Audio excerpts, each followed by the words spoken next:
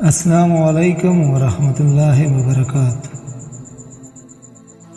باپ کی عدالت میں بیٹے کے خلاف فیصلہ۔ قاضی شریف بن حارث اپنے بیٹے کے ساتھ کھانا کھا رہے تھے۔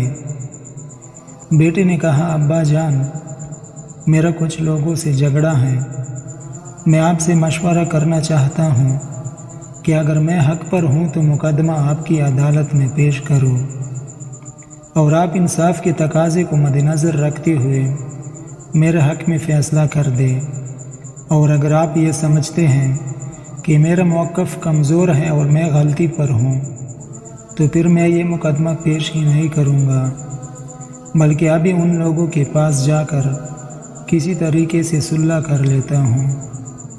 والد نے دریافت کیا، بتاؤ کیا جھگڑا ہے؟ بیٹے نے تفصیل بتائی۔ قاضی شریف فرمانے لگے، تم پہلے فرصت میں مقدمہ عدالت میں پیش کرو۔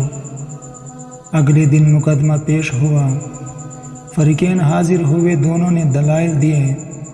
بعد ازاں قاضی شرعی نے اپنے بیٹے کے خلاف فیصلہ سنا دیا۔ عدالت سے فارغ ہو کر باپ بیٹا گھر آئے تو بیٹے نے کہا، ابا جان، آپ نے تو میرے مخالفین کے حق میں فیصلہ کر دیا، یہ کیا بات ہوئی؟ باپ نے کہا، ہاں میرے بیٹے، میں نے ان کے حق میں اس لیے فیصلہ کیا کیونکہ وہ لوگ حق پر تھے۔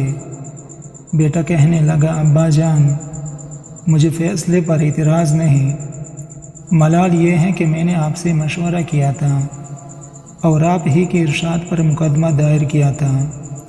آپ مجھے مقدمہ دائر کرنے کے لیے نہ فرماتے تو میں ان سے صلح کر لیتا، اور آج سر عام سب کے سامنے جو میری ذلت اور رسوائی ہوئی ہے اس کی نوبت نہ آتی۔ آپ نے اسی وقت کیوں نہ فرمایا کہ میں جا کر ان سے صلح کر لوں؟ آپ نے تو مجھے بری عدالت میں ذلیل کر دیا۔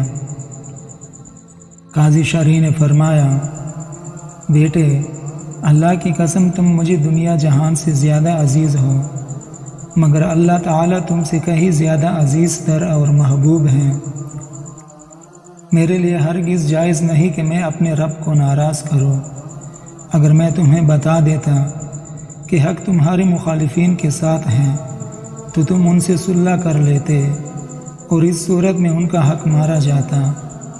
مجھے ان کی حق تلفی گوارا نہیں ہوئی، اس لیے میں نے حق بحقدار صد کا اختتام کر دیا۔